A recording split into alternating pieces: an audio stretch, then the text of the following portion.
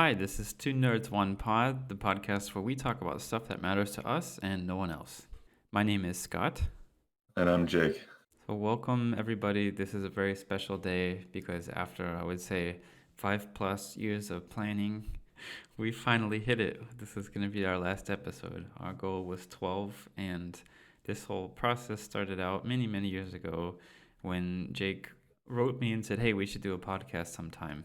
And the thing that was limiting me is I didn't have a studio microphone at that time. And eventually I got one, and I thought back to that and said, "Shit, maybe we should do that." Yeah, I don't really know what sort of spurred it. I think I just liked talking to you and I thought it would be fun to have those recordings, I guess. I totally agree with that. Not the part where you like talking to me, but likewise. So it's always entertaining when we're chatting, and yeah, it's nice to have also kind of a creative goal. We started. When did we start? Was it 2020 that we started, or last year? I think it was 2020 when we started. I think it was 2020, yeah. Yeah, so it's Yeah. been 2 years. So if you think about it, that's one episode every 2 months. That's a pretty good production We had a rate. good clip. Yeah. Yeah, but of course, I think this episode's topic is going to be a conclusion, but it's kind of talking about lessons learned and during the process, what we learned maybe about ourselves or about each other. Sure. I think I would like to start by saying this process of recording podcasts and editing them and publishing them takes way more time than I thought. Yeah, I would say I underestimated, and I'll say this up front too, is I feel like I don't do anything. So Scott is doing all the work. I would say it feels like a larger time commitment than I had anticipated, maybe. I definitely agree. I think like the people that do this on a daily basis, it's definitely work, right? Yeah, it's definitely work. I feel if you have a full-time job like we both do, and if we have life conditions that are changing, maybe new relationship Yeah. or moving or whatever, it could take a lot of time. And of course, you're raising a Hmm. son as well, so scheduling is much harder, especially since we have a 6-hour time difference between us both. Yeah. I would say that makes it a little bit more difficult. Yeah, so on this episode, we're recording on a Saturday. It's 3 p.m. my time, and or just after 3 p.m. my time and 9 a.m. Jake's time. And Hmm. you wouldn't think that 6 hours are make or break, but yeah, when he's at work, I'm pretty much it's evening my time when he gets off work, so it's a bit hard with the scheduling for sure. Yeah. I would say to your point is changing schedules and I've changed jobs and yeah, it's just harder. It's hard. It gets hard to nail down time. And I think that's probably part of, sort of thinking in general too about, why people have a hard time staying connected with friends, right? It's like your free time changes a lot. Yeah, especially if you have plans. I mean, I know your family likes to go out hiking a lot, and I'm sometimes hanging out with friends here in the evenings. So it's not always easy to nail down the date and time. And there's also a couple cases where we scheduled something, planned it, and then at the last minute something came up.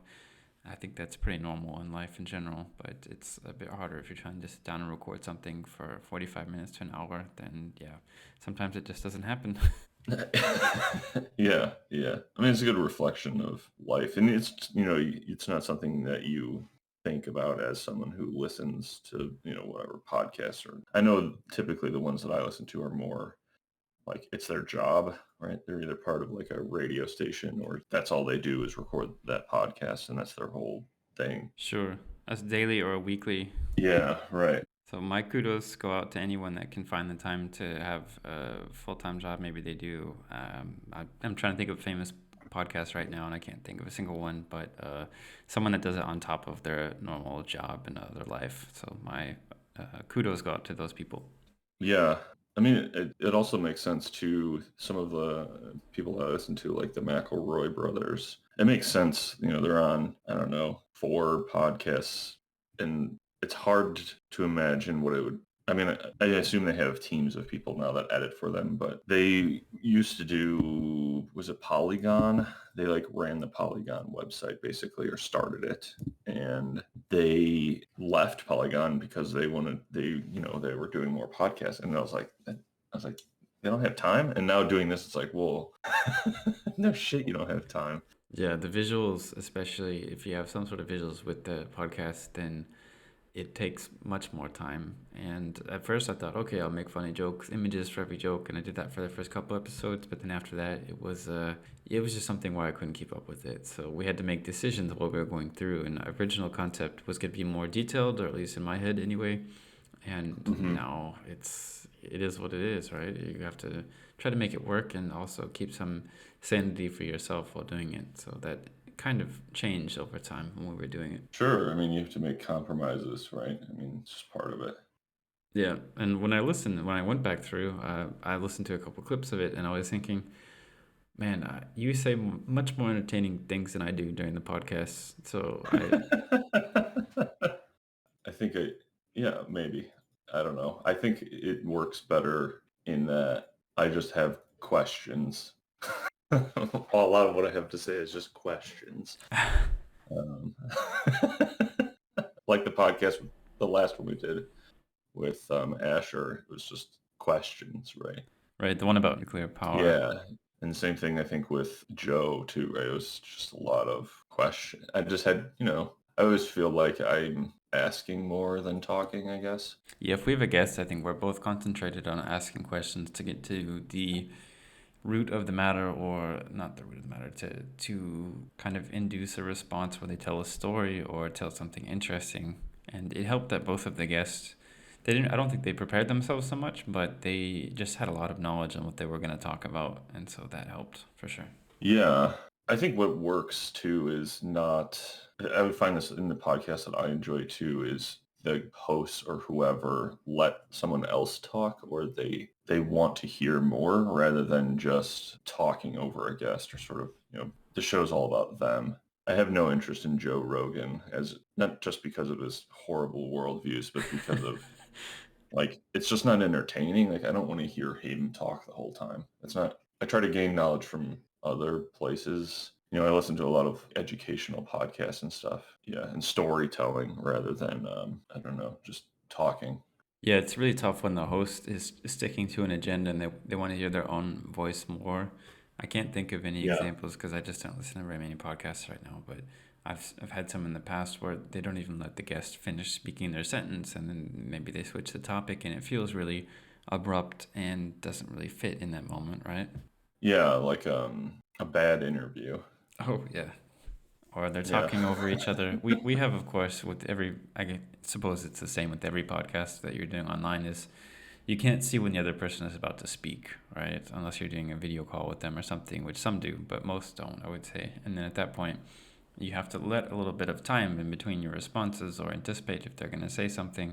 And that's definitely a challenge. Sure. And I think the thing that it's probably from doing this and my new position is to listen more and to try and avoid just, like, I don't know, sticking my nose in or doing, like, interrupting people just to, get out what I need to say. I think it's more, I'm trying to get better at listening rather than waiting for my turn. Does that make sense? Sure, yeah, and that's something that I feel like I learned a bit through the podcast more is I sometimes do this in real life, but I try to finish people's sentences, and I think that's probably annoying as hell for other people.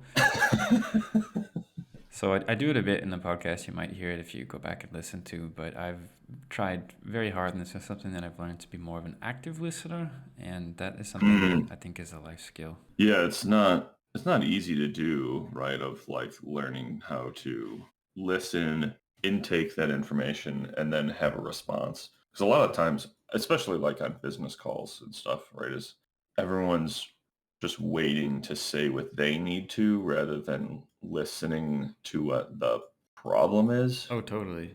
I can imagine a meeting, and I know what's going on in the meeting where everyone, they want to say one thing, and then a new topic comes up, and everyone is totally disregarding what the person is speaking about and just waiting for the millisecond that they finish talking so they can say what they want to talk about, and they haven't listened at all to the person, and that causes a lot of Right. problems. Yeah.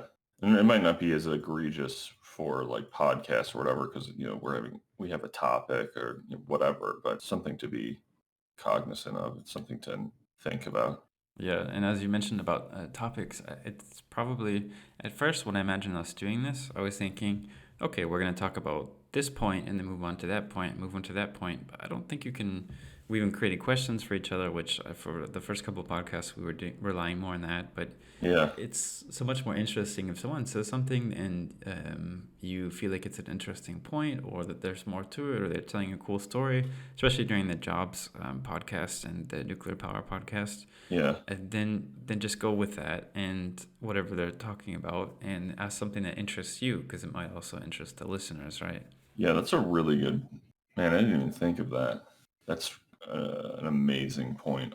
I didn't even think about how we shifted from having questions to because we had like outlines for like what was the first three, four? Yeah, I would say probably the first four of them we had specific questions and things that we wanted to talk about, and you'll notice that I tried to guide us through the questions, but Yeah, if you don't finish it, that's not a big deal, right? It's better if you're talking about where the flow of the conversation is going. yeah. Man, I didn't even think of that. Yeah, I mean, if it feels, it's funny too because I have stress at the beginning. I have anxiety before we record these of like, I hope I have something intelligent to say. I hope I have. What if I don't have anything to add? Right? I have that anxiety every time, but I always find it's I find a bit of flow in that I'm not so focused on the questions, right? Of like, oh, I really wanted to talk about that one thing on that one subject. Now it's more like we can fill in the gaps and we can, I wouldn't say it doesn't matter, but it feels like there's less pressure. Obviously, the anxiety of like, I hope this isn't as fucking horrible as I imagine in my head before I start recording. Yeah. Some of our topics at first, when I was going into them, I wasn't really sure about how it was going to go. And also I had it wasn't anxiety, but I had a little bit of concern of, okay, is this going to be something that we can talk about for 30 to 45 minutes? And every time I think we've gone over the goal that we tried to achieve, and we didn't have any problems Yeah. during the podcast. So that is something that was quite a pleasant surprise for me as well, or I'll say for me, because we were always able to make it work. And I don't know if that is just our personality or maybe in the moment that we're performing, but it seemed to work out pretty well, I would say.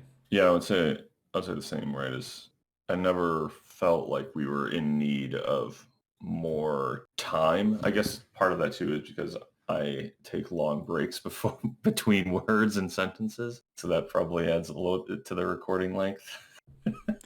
Sure, yeah. I will say I edited the first, I don't know, 8 or 9 episodes, and now I'm handing them off to a good friend of mine who is editing these. So hi, Albie.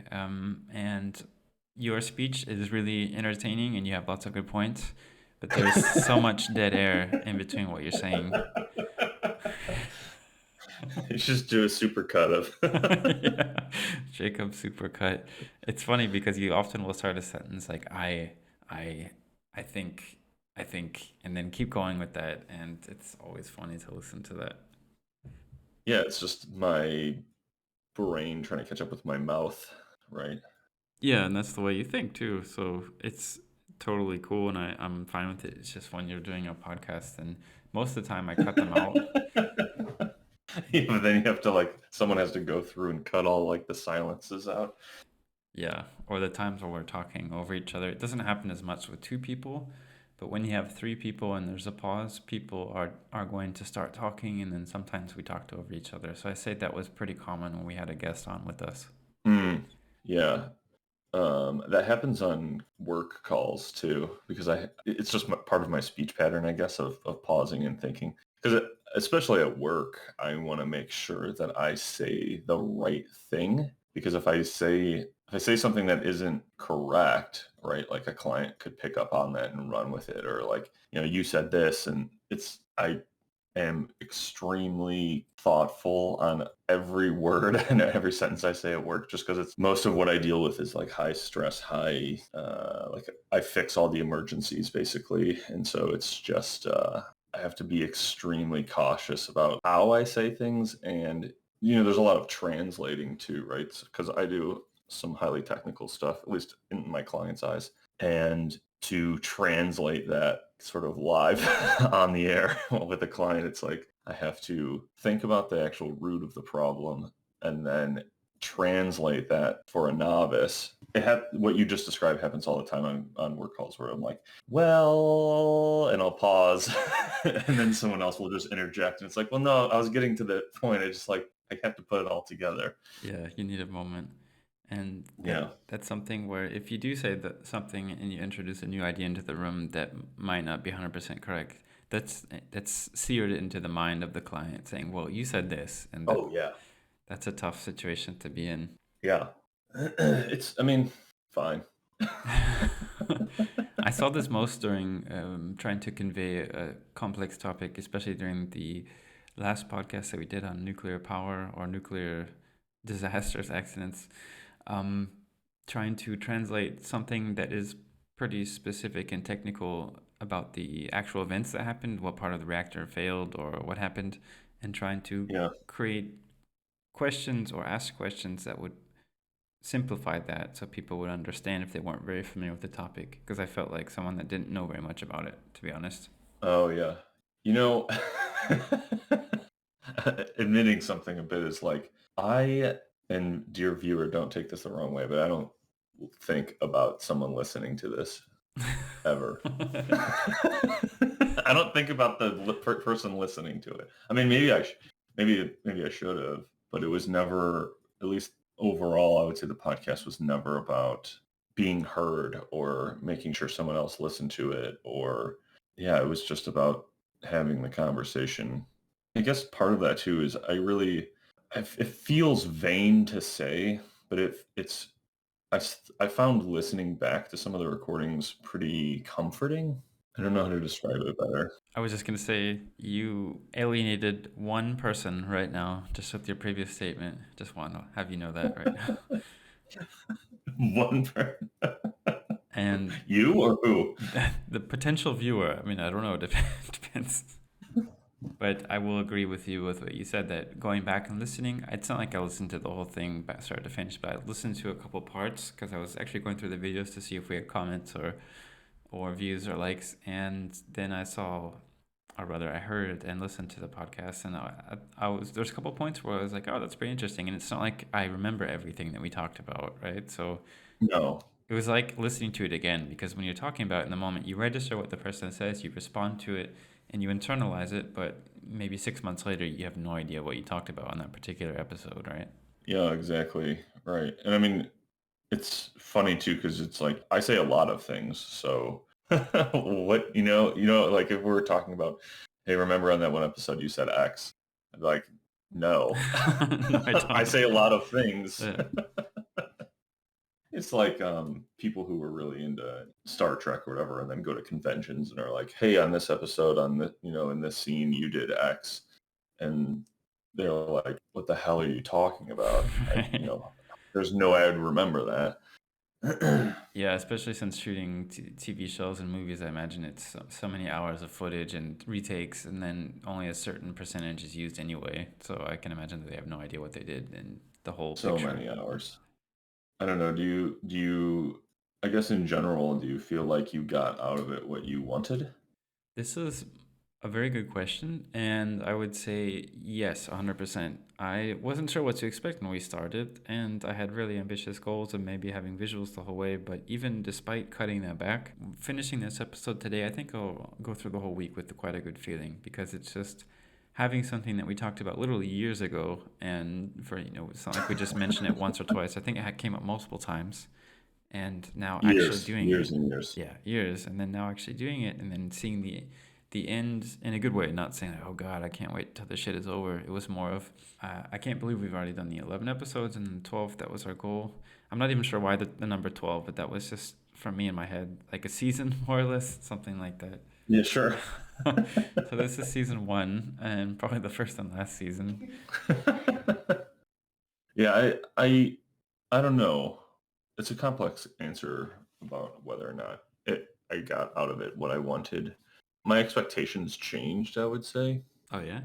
I think originally when I was like, let's do a podcast, I was thinking like a weekly one, and we would, sort of like what the formula was initially, where we had questions and things we wanted to like dig into, and facts and articles. Not that we don't have supporting articles and whatever now when people say things or links in the description, but Sure. sort of not hard hitting, but sort of like just a weekly thing. But I think for me, what I wanted out of it changed. I think a lot of some of it had to do with the work that you had to put in to edit it. And I don't know, I don't know if guilty is the right, I felt bad that you were doing all of that work and like I wasn't really doing, like I didn't have time to do anything else to help support the podcast. And like, it would take me weeks to put up the video and it like takes 30 fucking seconds.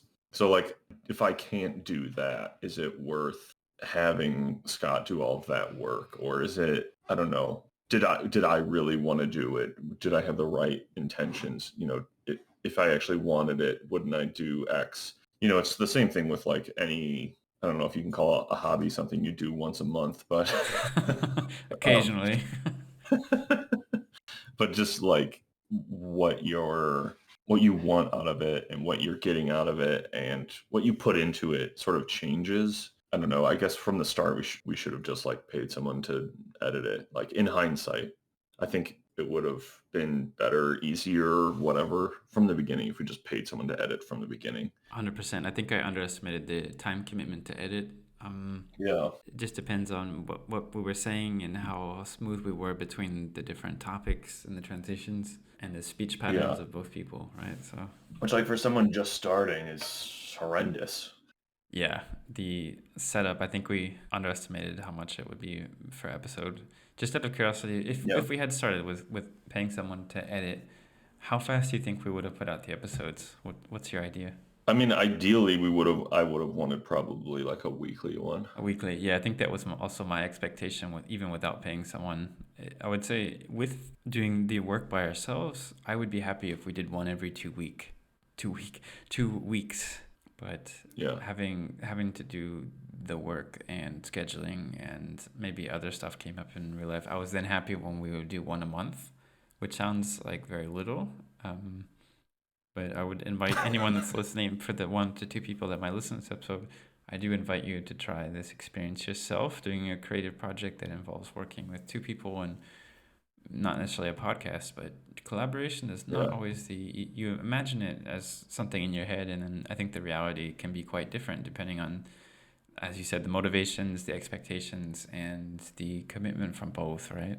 So I just because we're having this discussion between us now, I would say you shouldn't feel guilty or anything. If I didn't want to do the work, then I wouldn't have done it, right?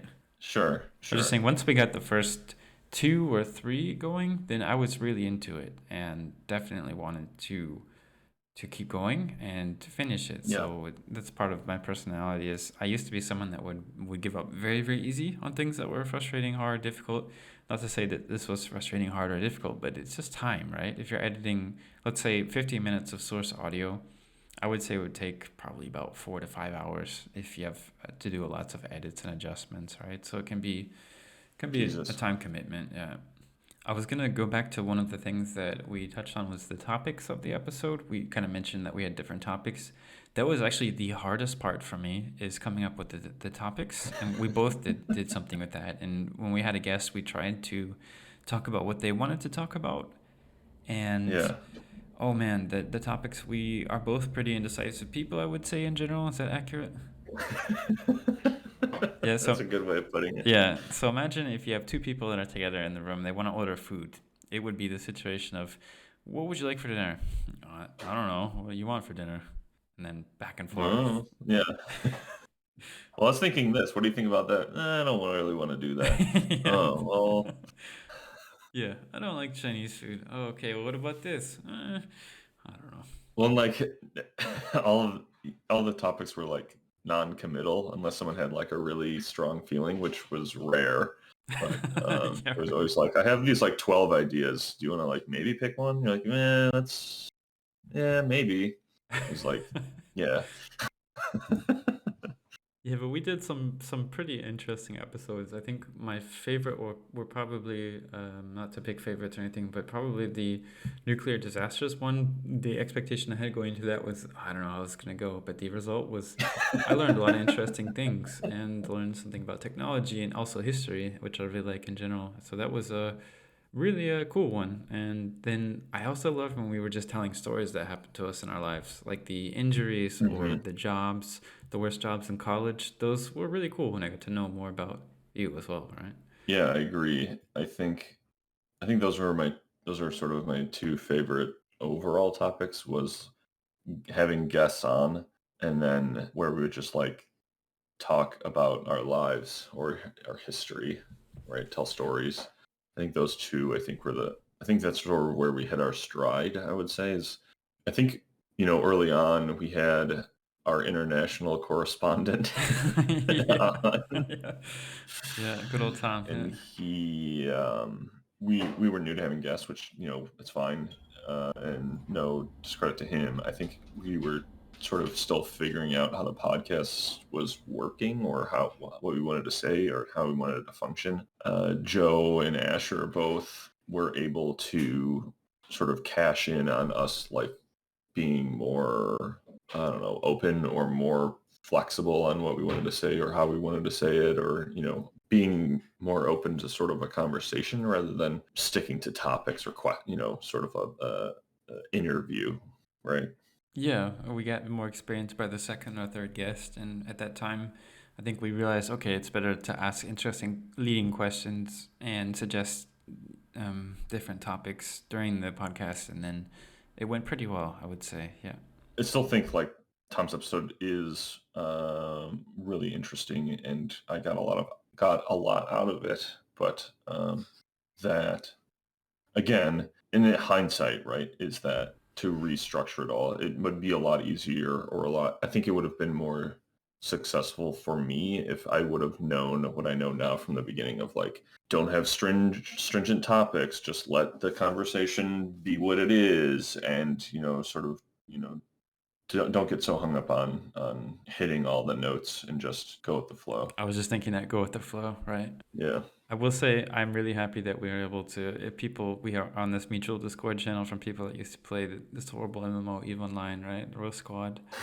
And we were able to, anyone that volunteered and asked, I think we got everyone that wanted to. Correct me if I'm wrong. I think everyone that actually wanted to do it, yeah. Yeah, and that's pretty good feeling that you get to accommodate others and also include them in your creative projects is pretty cool. Yeah, I think the Discord is a interesting microcosm of like this insane subculture. It's like a subculture of a subculture. It's like three levels down, right? Because it's people that were on something awful who then played Eve, who were then put in a group, and even within that, or within a what do they call a squad? Within a squad, and then within that, I think I would say not everyone from that squad or whatever stuck around or hung out. So it's like, the same, I'm being generous, but 50 people. It's really interesting, I would say, that group has sort of been able to stick together this long. Yeah, and just to explain, in case anyone's lost right now, there used to be an internet forum called somethingawful.com that we were all a part It's of. still around. Come on. Yeah, okay, it's still around. Yeah, the creator, the founder of it recently died, so I don't know. Rest in piss. Yeah, rest in peace, Lotex. And then this community played an MMORPG called EVE Online, which then in that game there were guilds or like groups called corporations, and then we were all in the same corporation, and we were divided up randomly to different squads or different groups of people in this corporation, and they all had their own subculture. So Row, which is the one we're talking about, were kind of viewed as the retarded people that didn't do anything, and I would say it's a pretty fair and valid assessment. Well, I think originally the squads were built to support people that were new in joining. So you weren't like by yourself, so to speak, in this huge company. You were sort of brought in as part of a smaller group who could, hold your hand and explain things to you and all of that. So I don't know. I think in that way it was pretty successful. Totally, and it fostered the sense of community as well because we are still talking to each other despite having played this terrible game. We haven't played this terrible game in a long time. I don't know, like 10 years, something like that. I don't want to. Yeah, yeah, It's been a while, yeah. and people are still talking to each It's. other and I hanging don't out. know why. Yeah, I mean, I even embarrassingly, when I went to Iceland, I actually took a picture in front of the CCP offices. It was very embarrassing. Oh boy, hopefully someone can dig that up on some Google Drive somewhere. I have it. I have the photo. It's real. I'll leave that up to you if you want to post it or not. Yeah, we can put it in the show notes. Uh, and the people that developed that terrible MMO are from Iceland, so Yeah, yeah, yeah, yeah. that's the name of them, CCP. But I guess the point I was sort of driving to as well about, that group is that you were kind of headed in that direction too. Is it has its own kind of reward of the people that you like and enjoy and spend time with want to be involved in something that you're interested in, right? Oh yeah, So I think there's another layer of like, oh, that's really nice that someone wants to be involved in something that I'm doing that maybe isn't something that they would normally do themselves. They not everyone in Real Squad wants to record a podcast, which is fine, but they want to be involved in something that someone they enjoy their company with. So yeah, I think it has its own, I don't know. It's another level of like that of comfort or, it's nice, I guess. yeah. It was flattering for me, especially people that might not necessarily want to sit there and talk for 30 to 45 minutes in a microphone. That's not for everyone, right? Not for everyone, no. And some people have, reservations about doing that, and maybe they've never even done that before, or don't like the sound of their own voice, whatever. So, mad props to the Sure. people that participated, I would say. Yeah, yeah. Yeah, and you said it. I think you said it much more accurate. It's extremely flattering. So, thanks. I guess what we're trying to say is thanks for the people that participated. Yeah, and even the people I would say too is the people that like listen, right? And I say I'm not trying to listen. I'm not saying that I don't care about you, dear listener. What I'm saying is I try not to think about the person listening because I feel like if I do, it's sort of a mind trap that I get myself into. Yeah, and then you want to talk about what they want to listen to, Yeah. right? Right. Like it's not, this is going to sound rude or hurt, but it's not about like what you want to listen to. It's about what I want to hear. And I think that's what makes it most interesting. Yeah. I will say, I on one side I agree with you, and the other one I don't. With the side I agree with you, it's because we're doing this for us, right? And we're going through this process and learning more about each other and just chatting in general, right? Sure. Yeah. But I will say that there are a couple people that mentioned that, hey, you posted a new episode. I listened to it and thought this and that about it, and that was the ultimate pick me up feeling, right? So Oh, totally. Totally. And, it took me a while to get to the point that you just made, but that's sort of where I was going with it is it's not that I don't care that people listen. It is when they do, I think it's really, again, to use your word, flattering. It's, I don't know. I can't, it's the self-doubt thing, right? But I can't imagine why you'd want to listen to this. sure, yeah. Like, I'm sure it's interesting to someone else. I find it interesting going back and listening, and again, right, it's like not only is there a time commitment in recording these goddamn things, but like if you're listening to them, you're not even like really involved. So yeah, so thanks for that. Yeah, the investment for the viewer or the listener is a lot more, I would say, than our investment because they have to care enough first about either us or the topic or possibly both to listen to it and to make it through a whole episode. Sure. Yeah. I think we have probably a couple more minutes left, and I kind of want to just summarize. I think it's a really interesting thing looking back that we're pretty much in the same situation talking about COVID that we were when we started. Do you remember when we had predictions? Yeah. Yeah. Do you remember what your prediction was I about think I COVID? said it was never going away. Yeah. Didn't I say that? Yeah. You said it would always be there, and I would say between the two of us, I think your prediction was more correct or more accurate. I think the thing that maybe this is my naivete, if you will, Uh, I I honestly thought that people would, for lack of a better phrase, but like come together, right, and get vaccinated. And I didn't anticipate it being. I anticipated some pushback, but people that there are a large contingent who is not as loud as I think, or a small contingent that is extremely loud. Either way, it's I don't know. I found the most surprising in all of this is my doom and gloom from the beginning was, yeah, people suck and we're never gonna get pulled out of it. And I kind of hoped the whole time of like me being wrong, but it sucks being I don't know. It sucks being right about that, I guess. Yeah, I totally agree with you, and even here I'm seeing it in the city where I live in Germany. At the beginning, I would have never guessed that a lot of people are getting together and protesting, without masks, without socially distancing. But yeah, there's enough people to where the police are escorting them, and I would say it was about 500 people, and they're very loud, and they do it every week. And when I see that, one time I had to walk home from grocery shopping, I had to go through that shit, and I was thinking, man, we are really doomed. It was not a good It's feeling. just it's so strange to me. It's just so strange. What I would say too is, I don't know, I lost it. I guess what I'm trying to say is, I guess what I really wanted was to be wrong. Yeah, maybe you were playing the foil to my point at the in the Corona episode.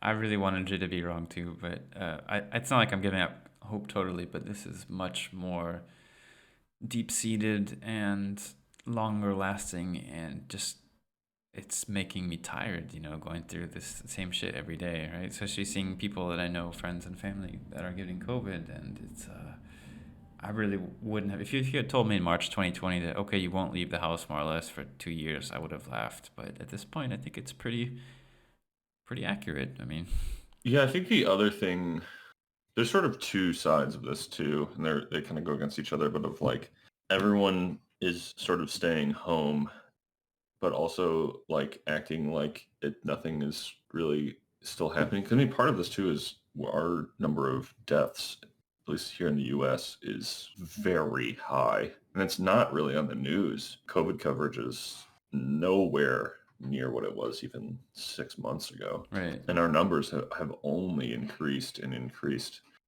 Infections, yeah. I think part of it is like obviously everyone is, like you were saying, just burnt out. There's only so much caring you can have, right? You can only care about something for so long, and especially when you have, in your case, right, as you're walking home from the grocery store and people are yelling about masks as you're just trying to get fucking home, and Yeah. it's like in your face, right? Yeah, it shocks me that okay, there's a pretty safe solution available, and you just have to go get it. Yeah, you feel bad, and there are some side effects and risk, but they're minuscule, and that would definitely help the problem. But no, that's a lot for some people. Yeah, I'll say too is I'm sure my family doesn't think this way, because they are what they are. But I would say the vaccines and the boosters probably saved my mother and grandmother's life because they both had COVID, right after Christmas or during Christmas, Oh really, shit! and um, they're they weren't that sick and they came out just fine. Well, So, and they both had both shots. I think potentially had a booster even. So I would say that, and they had, especially my grandmother, who's very old, has basically every comorbidity there is on the list. Came out okay, I would say. So, I mean, they work, yeah, I'm glad to hear that they're and both okay. that's just like one story, right? But I would say in the grand scheme of things, is it worth it? I always go back to when I think of the vaccines. There's a Penn and Teller sketch that they did where they talked about autism and vaccines, and they had a visual, I think, where they just like threw a ball into an area and I said, know, "Okay, yeah, yeah, that's your percentage. We'll link this in the show notes, but that's your percentage of likelihood that you'll get autism." And just like it bounced and like hit one out of like the 1,000 pins that were out there or whatever. So it was, I just think of like, is it worth it? Right. I guess for some people it's not. It's not. Yeah, I know exactly the sketch you're talking about, and it provides a pretty powerful visual. Here, I think some of the arguments too are about control. That they say, no, I don't want to be forced to take something. It's not even about the vaccine and the safety. It's more about government controls.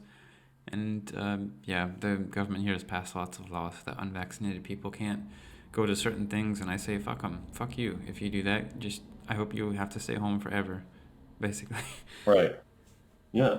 I don't feel bad for you. Yeah, my sympathy has gone down quite a lot. Yeah, I would say I had a lot more faith in humanity in 2019 than I do now. Yeah. I think it's probably a good. We could probably talk about this topic for a long You time. want to stop on that? Yeah, I think I want to go on to a different thing.